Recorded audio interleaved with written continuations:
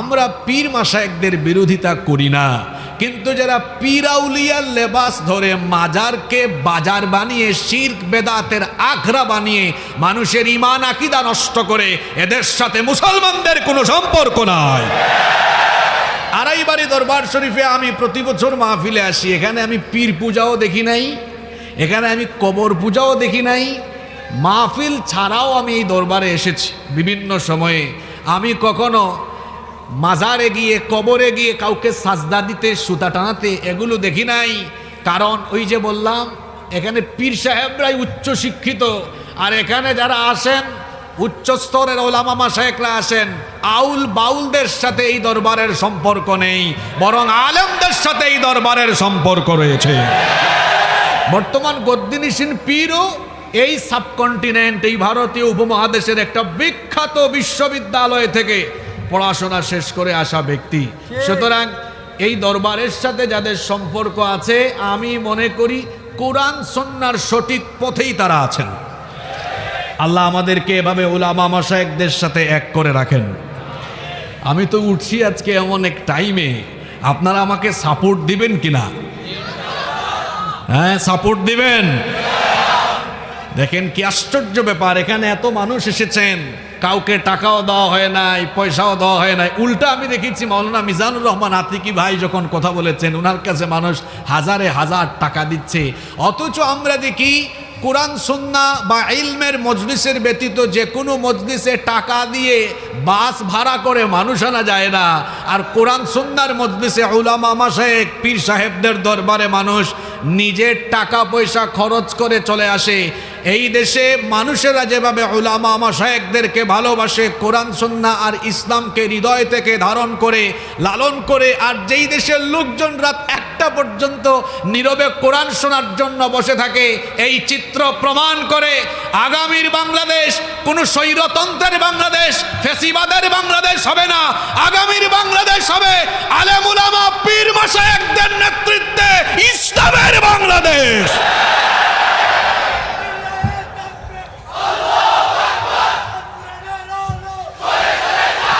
আপনি আগে ভাগে স্লোগান দিয়ে টায়ার্ড হয়ে যাইয়েন না, এখনো আব্দুল্লাহ আল আমিন ভাই বাকি আছেন।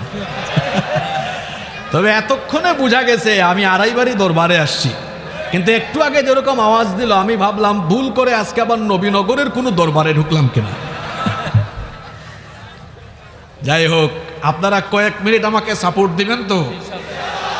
প্রতি বছরই আমি নতুন টপিক নিয়ে কথা বলি। আজকেও খুব চমৎকার একটা টপিক নিয়ে কোরআন সুন্নাহর আলোকে, কোরআন সুন্নাহর প্যাটার্নে আলোচনা হবে ইনশাআল্লাহ। আমরা আর অপ্রাসঙ্গিক কথা না বলি। কেউ কেউ বাদাম খাচ্ছেন খান, কিন্তু এদিকেও যেন মনোযোগ থাকে। আমাদের সিলেটে আবার মাইরকে বাদাম বলে। মাইরকে কি বলে? আপনারা সিলেটি মাত বুঝননি। আমি তো আজকে ফয়লা সিলেটি মাত মাতলাম।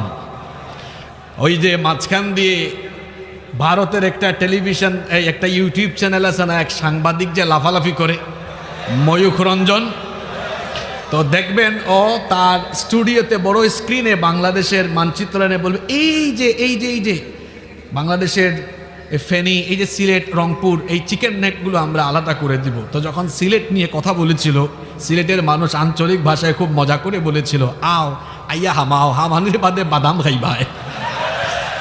মানে বিষয়টা হলো আমরা খুব শান্তিপ্রিয় মানুষ। দেশে আর কোনোদিন ভারতীয় আধিপত্যবাদ কায়েম করতে দেওয়া হবে না।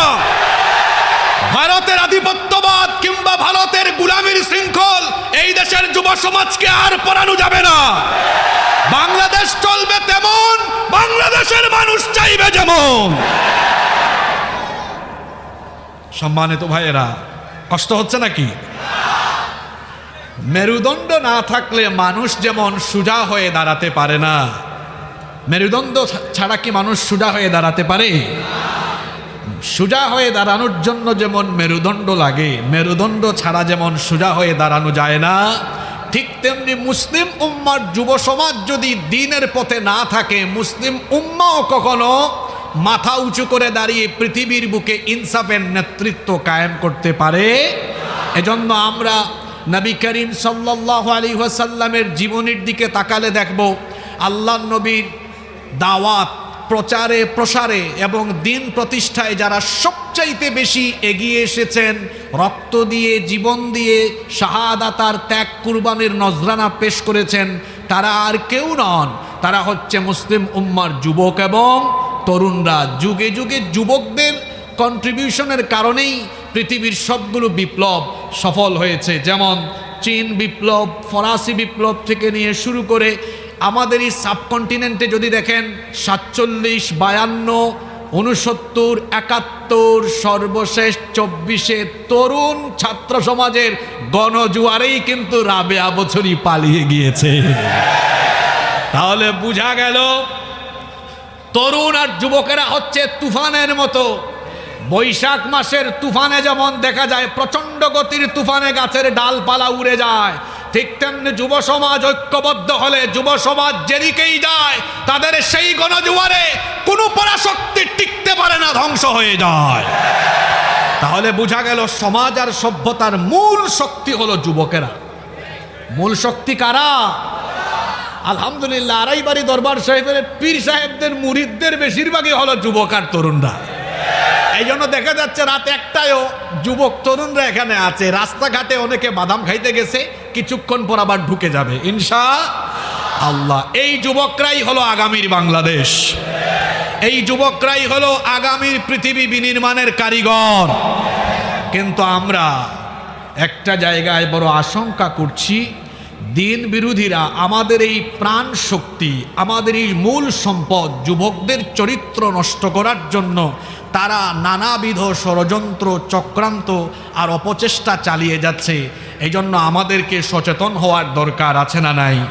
আজকে যদি আমাদের যুবক ভাই তরুণ ভাইদের দিকে তাকাই তাহলে আমরা দেখব তারা নানাবিধ সংকট এবং সমস্যায় নিপতিত হয়েছে। আল্লাহ আল্লাহ, এত সমস্যা এখন যুবকদের চরিত্র নষ্ট করার জন্য কত রকমের শয়তানি উপাদান সমাজে ছড়িয়ে দেওয়া হয়েছে।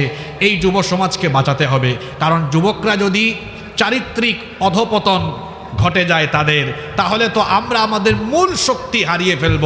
আজকের যুবকরা নষ্ট হয়ে যাওয়ার জন্য সমাজে কত উপাদান ছড়িয়ে দেওয়া হয়েছে। যুবকদের চারিত্রিক অধপতনের মূল কি কারণ, সেই কারণগুলোও বলবো, সমাধানের কথাও কোরআন থেকে বলবো ইনশাআল্লাহ। আজকে আমি 10টা পয়েন্টের উপরে কথা বলবো। যুব সমাজের চারিত্রিক অধপতনের মৌলিক 10টি কারণ। এই 10টি সমস্যা থেকে আমাদের যুব সমাজকে সকলে মিলে বাঁচাতে হবে, নইলে আমাদের মূল শক্তি কমে যাবে, ইসলাম মুসলিম উম্মাহ ক্রমে দুর্বল হয়ে যাবে। এজন্য এই 10টি জায়গায় আমাদেরকে ফোকাস করতে হবে। যুবক তরুণদেরকে এই 10টা দুর্বল জায়গা থেকে নিজেকে সেভ করে নিজেদেরকে কোরআন সুন্নাহ আলেম ওলামা পীর মাশায়েখদের সুহবতে রেখে যুবকদেরকে দিনের পথে অটল অবিচল থাকার আপ্রাণ প্রচেষ্টা চালাতে হবে ইনশাআল্লাহ। তাহলে আজকে কয়টা পয়েন্টের উপর কথা হবে?